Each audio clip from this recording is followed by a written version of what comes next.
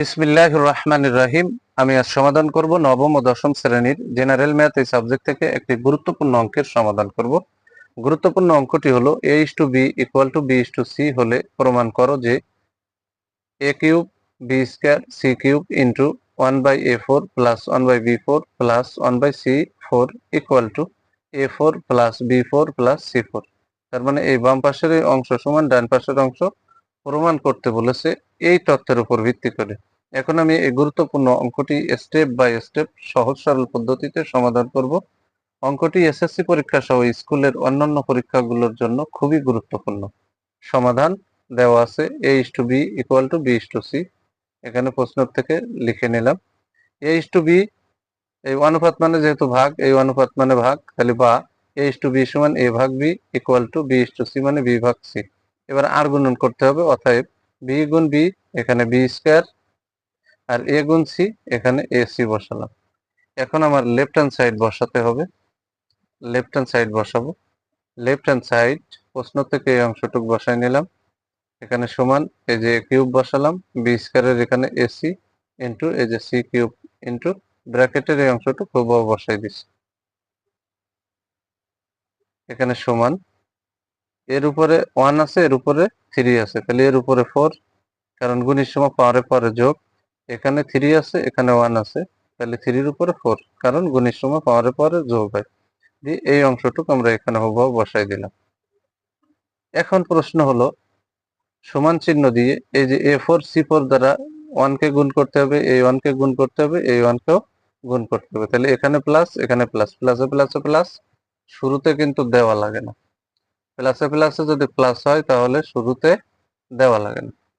তাহলে আমরা এখানে যদি a4 c4 দ্বারা 1 কে গুণ করি যা হচ্ছে তাই, আর ভাগ আছে a4, এর আগে প্লাস, এর আগে প্লাস, প্লাসে প্লাসে এখানে প্লাস, a4 c4 দিয়ে 1 কে গুণ করলে যা হচ্ছে তাই, ভাগ আছে b4, এখানে প্লাস, এখানে প্লাস, প্লাসে প্লাসে প্লাস, এই অংশ দিয়ে 1 কে গুণ করলে যা হচ্ছে তাই, ভাগ আছে c4, এখানে c4, এখানে c4 কেটে গেল, এখানে a4 a4 এ কেটে গেল।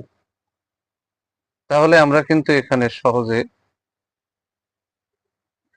এখানে কেটে গেলে এখানে লিখতে পারি সমান দিয়ে, এখানে এই যে c4, এই যে প্লাস, এখানে a4 আর c4, এখানে আর নিচে আছে b4, তাহলে কাটাকাটি হচ্ছে না। তাহলে আমরা এখানে ac কমান নিতে পারি, ভিতরে ঢুকিয়ে 4 আর 4টা কমান নিতে পারি। আমি আবারও বলি, a আর c কে ভিতরে রেখে, যেহেতু বাইরে পাওয়ার একই 4 আর 4, তাহলে এখানে 4 কমান নিতে পারি, ভাগ হচ্ছে এই যে b4, এই যে প্লাস, এখানে c4 এ কাটলে এখানে থাকে a4।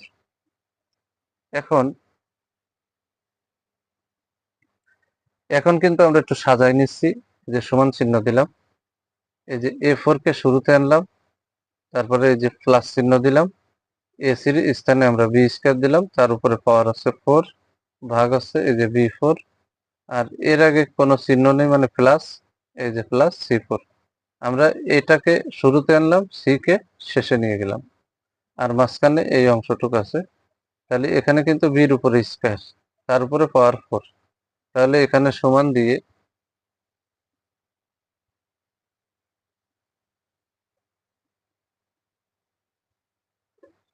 এখানে এই যে সমান দিয়ে এর উপরে 4, এই যে প্লাস, পাওয়ারের উপর পাওয়ার হলে b এর উপরে 4 দুগুণে 8 হবে, ভাগ আছে b4, এই যে প্লাস, এই যে c4।